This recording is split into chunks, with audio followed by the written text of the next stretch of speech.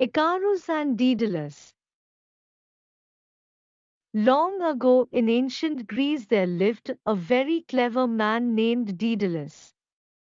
He was a great inventor and a skillful engineer and architect. Daedalus planned magnificent buildings that even had running water in the bathrooms. He was very proud of his skill. Daedalus left Athens, the city of his birth, and went to the island of Crete in the blue Aegean Sea. He took with him his young son, Icarus.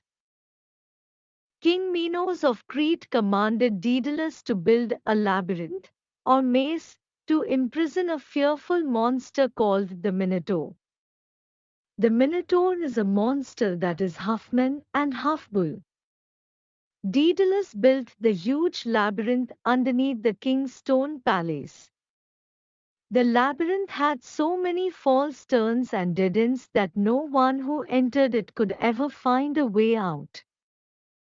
When the labyrinth was finished, the angry Minotaur was sealed inside it. When the Minotaur roared, the palace shook. The king was satisfied that the monster was safely locked away. Daedalus had been on Crete for a long time.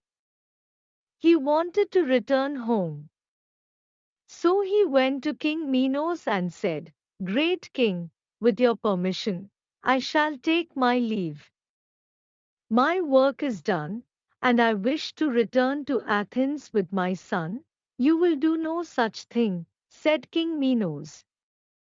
"You know the secret of the labyrinth. How do I know you won't tell somebody how to find the way through the twisting passageways?" "I promise, that I will do no such thing," protested Daedalus, but the king ordered his guards to seize, grab, Daedalus and Icarus.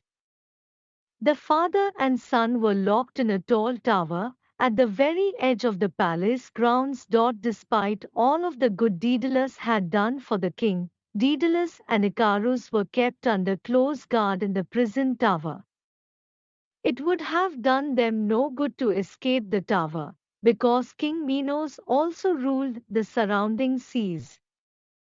The king's soldiers inspected every ship that left the shores of Crete. And if they were caught escaping, they would be sent to the labyrinth. "Father, are we going to be locked in this tower forever?" asked Icarus. "I am a great inventor, Icarus," replied Daedalus. "This certainly is a difficult problem, but I shall think of a solution." After days of being locked in the tower, Daedalus and Icarus needed fresh air. Daedalus climbed the stairway and led Icarus to the rooftop of the tower.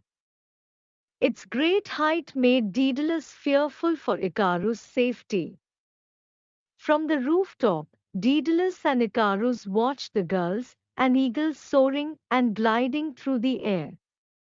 The birds flew very close to the tower.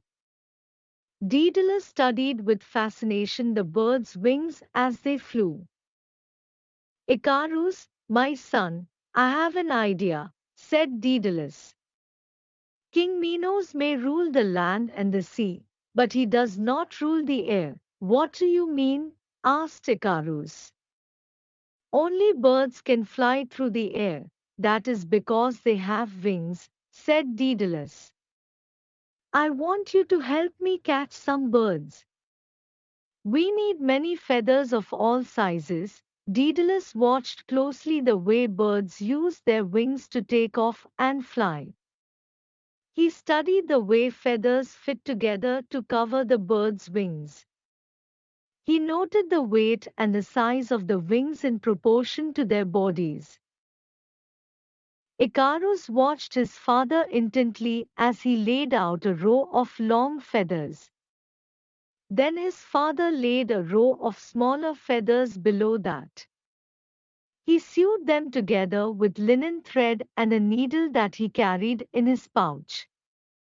Daedalus laid down many more rows of feathers which Icarus held in place for him.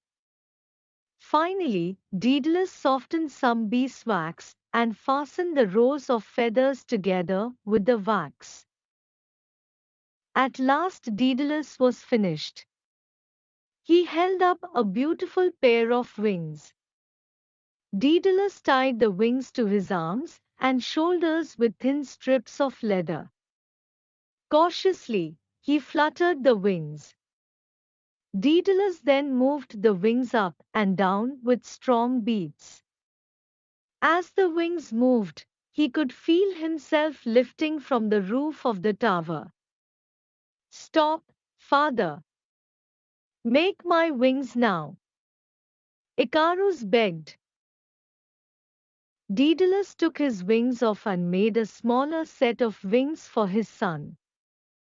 Again he used wax to fasten many of the feathers. Then he tied the wings to Icarus. "Just watch me first," said Daedalus to his son. "I will try out the wings. If they work well, we will both practice flying together." Daedalus spread his wings, flapped them once, and caught the wind. Out he soared, rose from the tower, lifting and falling on the air currents like a bird. Icarus thought his father looked like a god as he flew.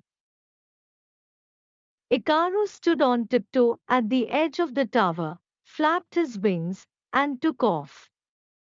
He swooped and soared, like his father. As he flew, he shouted for joy. "I'm a bird! I'm a god!" he cried. "Icarus! Go back!" shouted Daedalus. "Go back to the tower." Daedalus landed on the rooftop and called again to Icarus, "Come back." The boy circled around the tower twice and did a somersault in the air before he came back to where his father stood. "Son, we have much to learn about flying. And you have much to learn about obeying your father," said Daedalus. "We will have to practice to become strong and skillful enough to fly all the way across the Aegean," Daedalus explained. Daedalus and Icarus practiced flying every day. Their muscles became strong. When Daedalus judged that he and Icarus were ready to make the long trip over the sea, he sat Icarus down. "Son, it is important that you heed my words. If you fly too low, too close to the waves," Daedalus explained, "your feathers will get wet. Then, your wings will be too heavy to fly.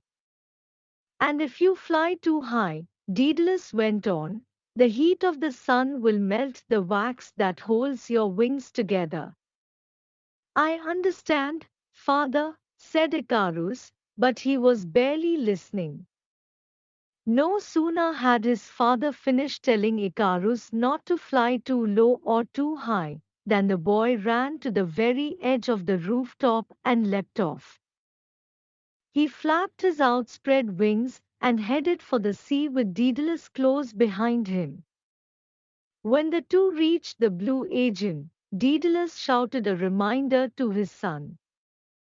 The father and son rode the rising currents of air like birds.